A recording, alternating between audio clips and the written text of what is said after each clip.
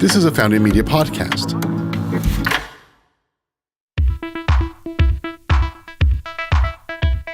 Hi, I'm Deborah Hamilton-Lynne, and you are listening to View from Venus, which is a podcast about female founders.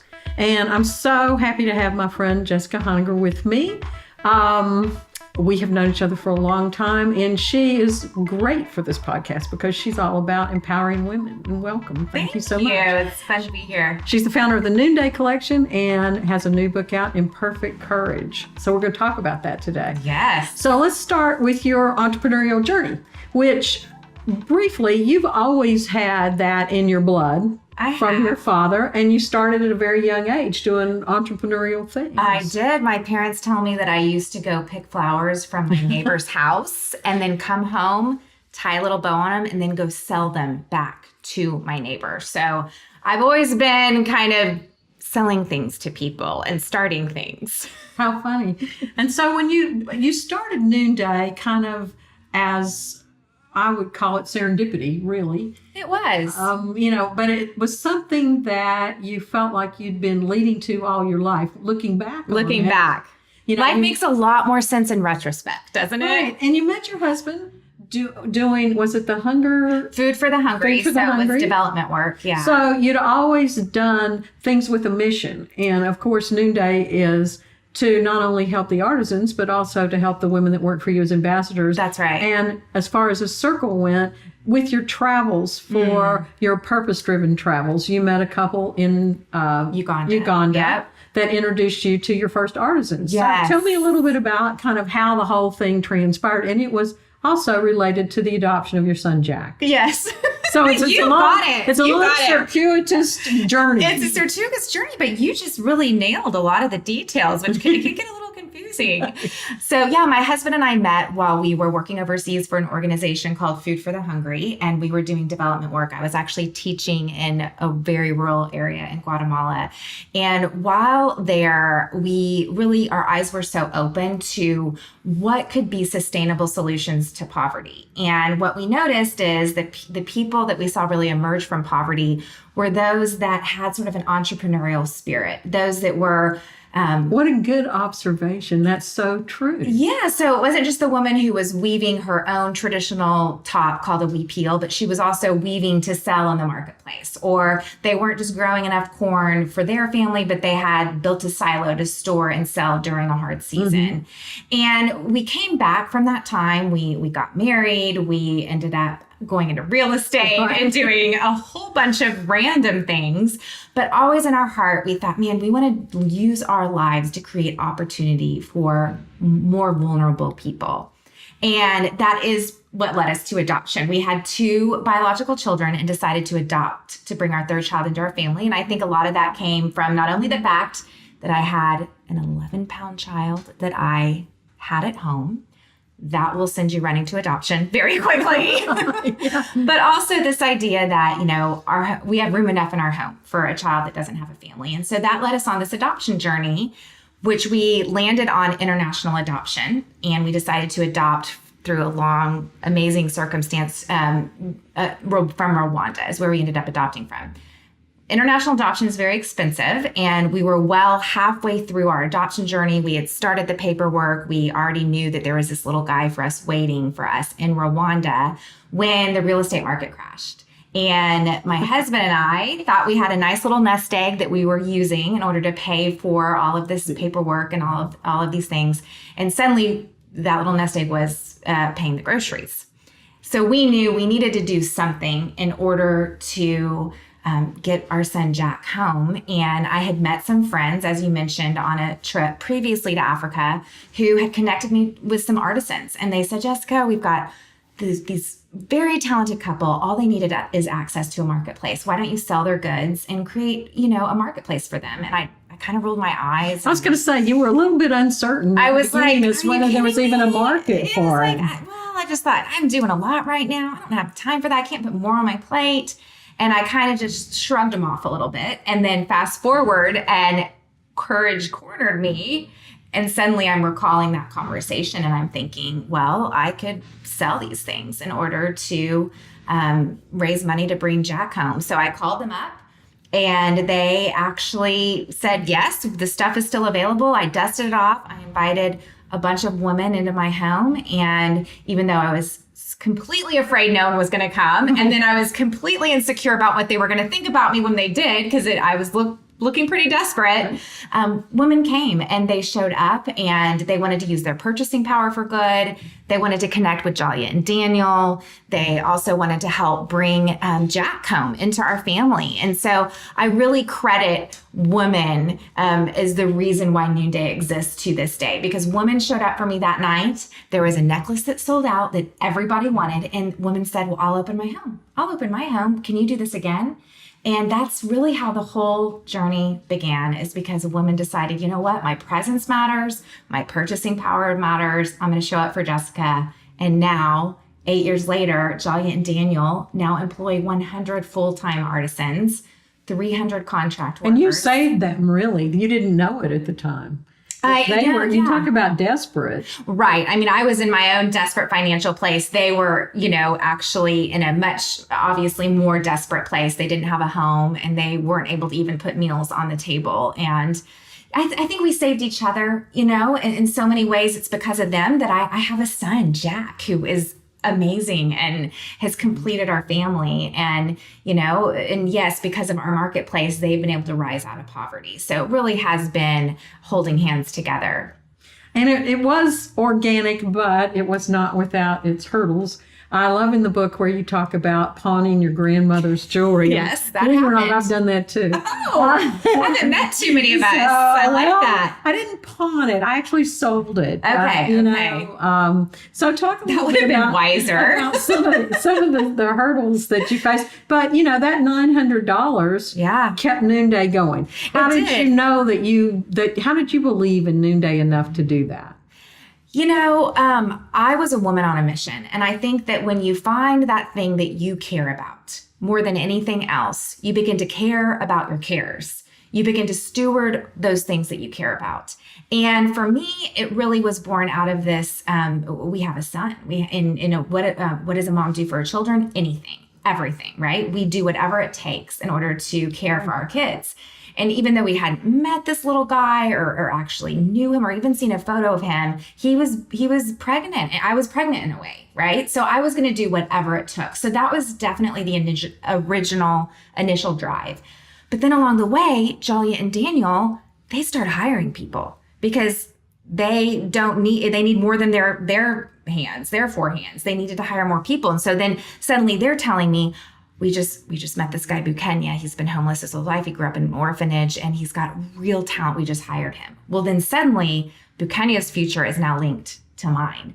And so I think when you begin to link your success with other people's, the stakes get high. And it's not easy to quit on that. Right. You can quit on yourself, other people depending on you. Yeah. You don't quit on other people. And I think that is really what has enabled me to this day to continue to drive for growth, to drive past all of the challenges that come from, starting a company is one thing. In some ways, I'm a starter. Entrepreneurs are starters. We're not often finishers.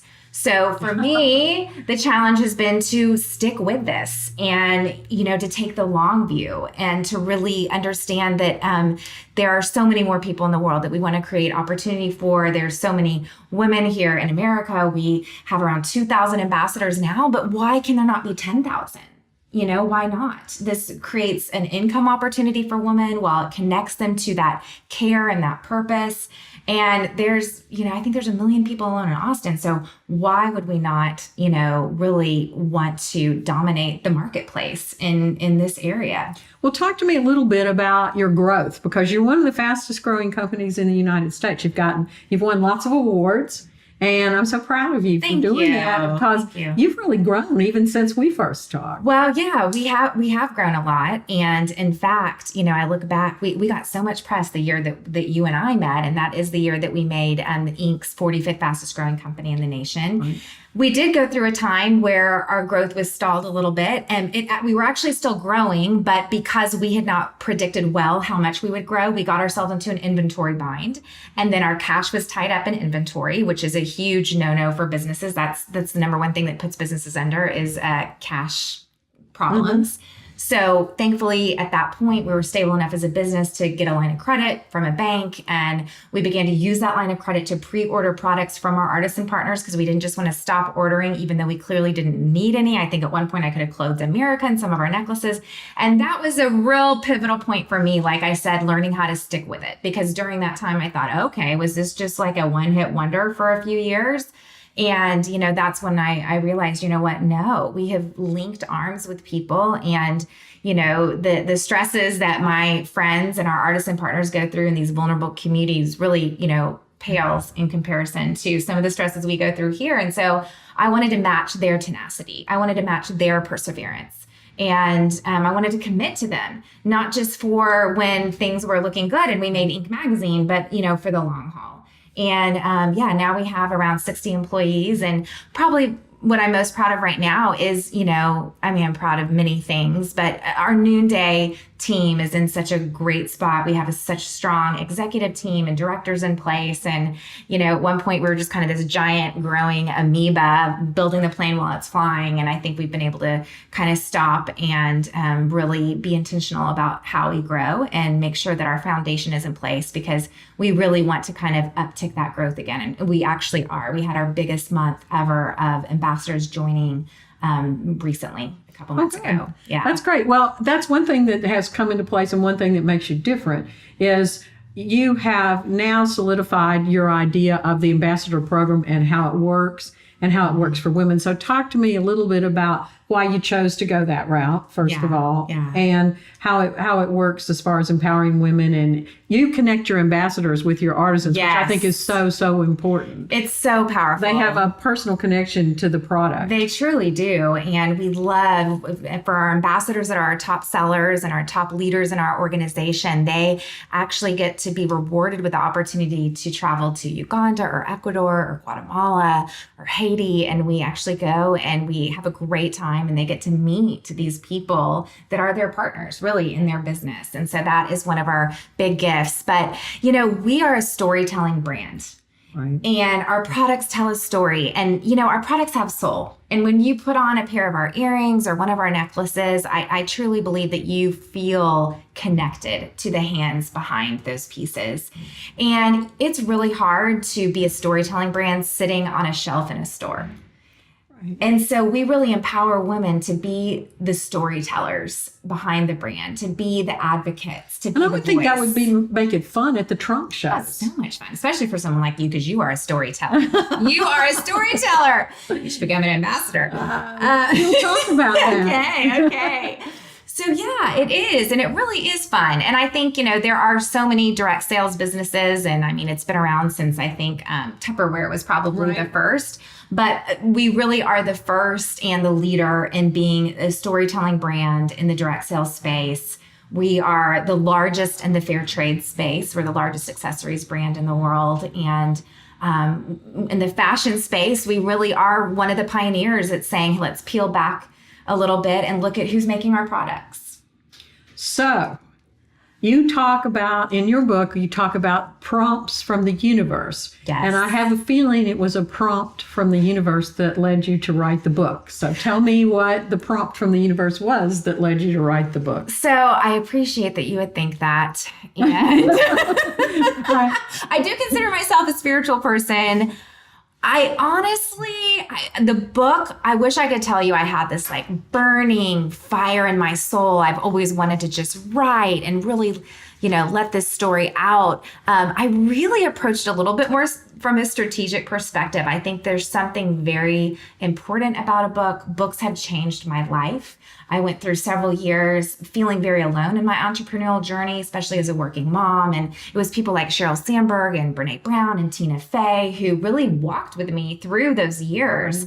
And when I stood back and thought about how much books have impacted me, I thought, there's got to be someone who could be helped by me sharing this story. And from a brand perspective, right now our book's in Costco's all over Austin. And I say our book because actually Noonday owns the book.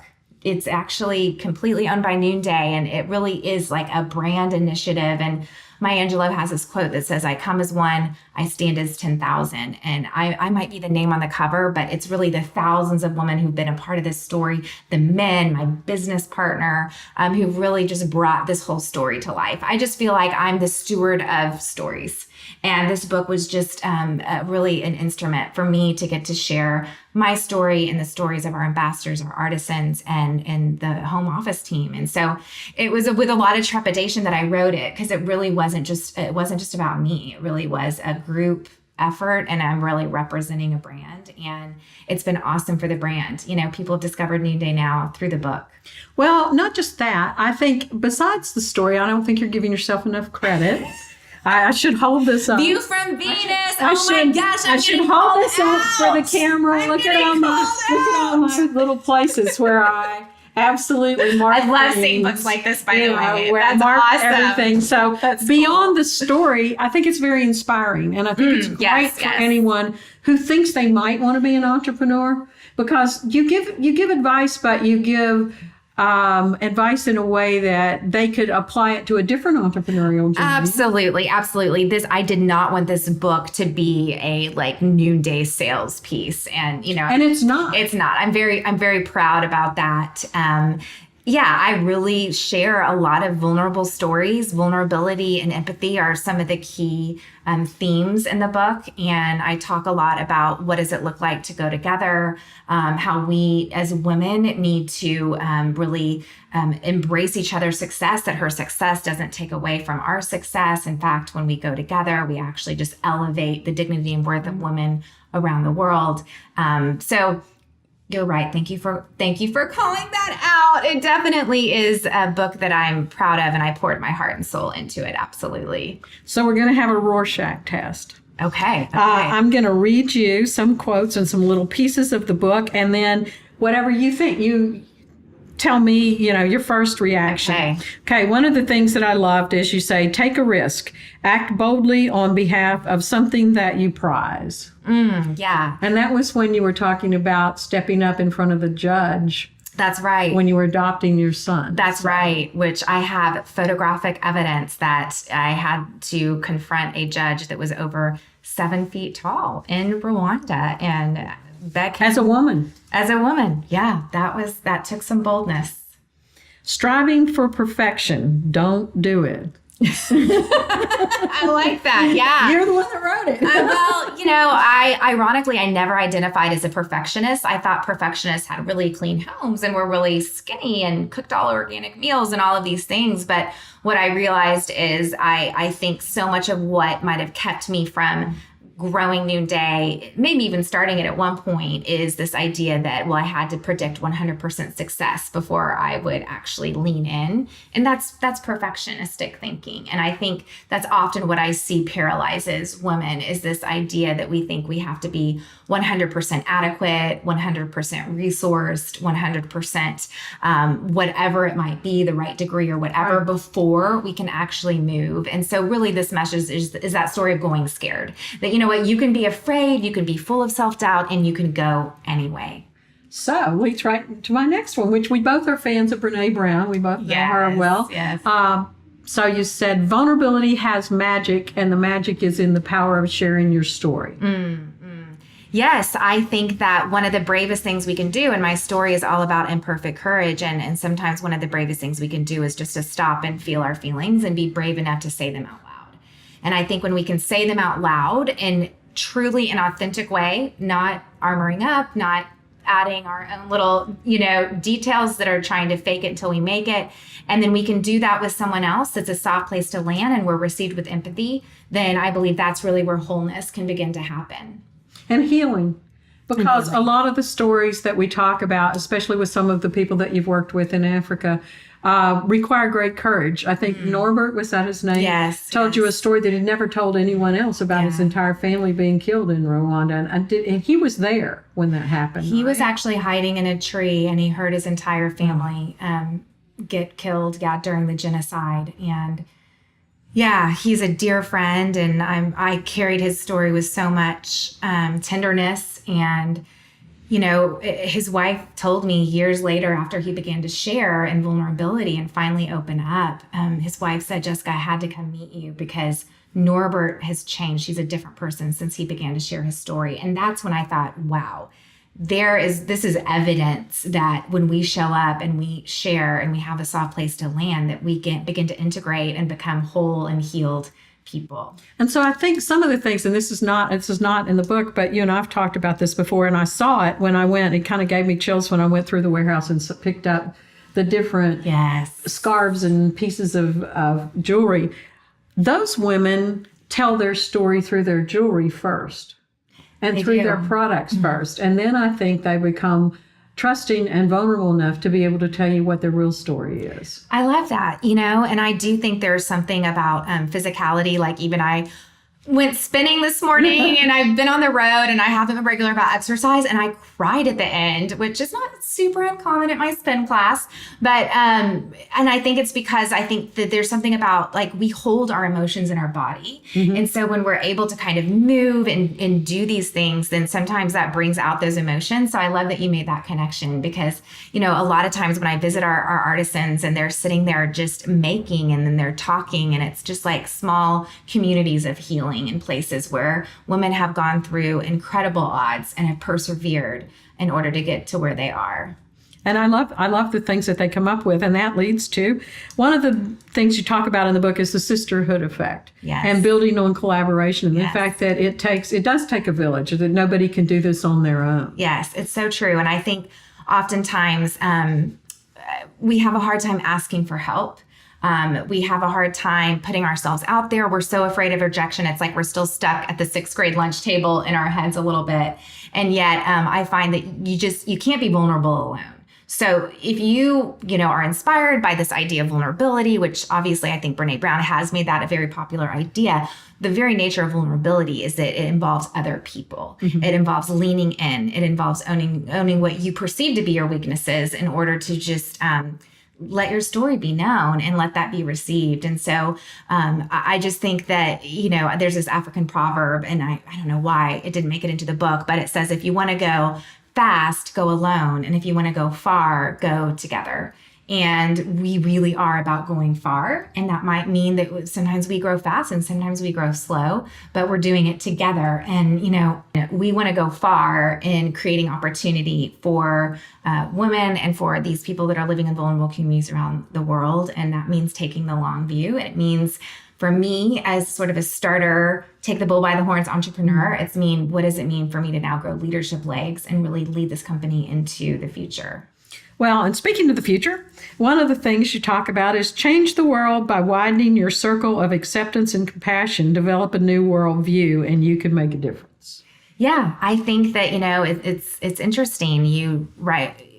We drive around neighborhoods and you usually see the same political sign in every single yard. Mm-hmm. You usually go to the grocery store. I hope that's true in this election. Well, see, that's part of the problem. That's part of the problem. But I understand. I understand. Absolutely. But I think the issue is we have siloed ourselves and we don't often have conversations with people that differ from us, that look differently from us, that vote differently from us, that believe differently from us. And, I think that's where we start insulating our lives. We live lives of boredom and spiritual death. And so widening our circle of compassion really means proximating yourself to people that are different than you and engaging in those conversations and engaging in those relationships. And I think that's what really can develop those empathy muscles. And, we're such a proponent of like, be vulnerable, own your story, but it's like people got to have a soft place to land. And the only way they're going to have a soft place to land is if we become more empathetic people, and we become more empathetic by widening our circles of compassion. That's why I love, do you know Kristen, I should remember her last name, that did the turquoise table? Yes. She's a good friend. Yeah. She and I have very similar feelings around these things. She's great, and I love that. Yeah, I think that's a really good thing. Okay. Last question, we have not discussed this, is the place that your faith plays in this. And I love this quote. In fact, I wrote it down and I put it on I don't do calligraphy, but I do have better handwriting sometimes. So the place God calls you is two is the place, I'm going to say this again because it's too good not to say it right. The place God calls you to is the place when your deep gladness and the world's hunger meets. Yes, I think that, those things that make our hearts pitter patter, as little kids, our heart would pitter patter and get excited and we would just go do. But then as adults, we become paralyzed by perfectionism or by being too concerned about the outcome. And, I believe we're all called to build a flourishing world. We all can do something. Now, I hate it that some women compare their stories to mine. Like, oh, I have to go start a, social fashion brand in order to change the world. No, I think that the world can make it a change when you just engage at the checkout line with the person who's checking you out at Target, right. And really begin to just stop and see people and really see life from their perspective. And I think that you've been given gifts in order to help create opportunity for other people. Well, it was funny. Yesterday we were at that Community First Community. I can't remember the Village for the Homeless yesterday. And John Paul was talking to a woman, and she was homeless. She had been homeless previously. She'd been there for 2 years, and she said, you give so much, because he was there to make another $1.6 million donation. And she said, I don't really have anything to give. And he said, you're wrong. He said, you gave me something important today. And she said, what's that? And he said, when I walked up, you smiled at me. Oh, I love that. And that was so sweet. It's so true. Everybody has something they can give. We all have something to give. And I think oftentimes when we focus on what we don't have, or we focus on what other people have, we actually miss what we have. And we have so much. Each one of us. No one is excused for that. We've each been given so much. We've each been, I say this, we've been created in the image of a creator, a good God, and we have something to bring to bear on this earth. Well, and I think your faith has inspired you to keep going with this as well. Not only to start it, but to keep going. Because I know it hasn't all been lollipops and roses. It has not. Thank you so much. I appreciate it, and I'm so proud of you. Thank you. Keep going. Thank you. I will. With you cheering me on. Thanks.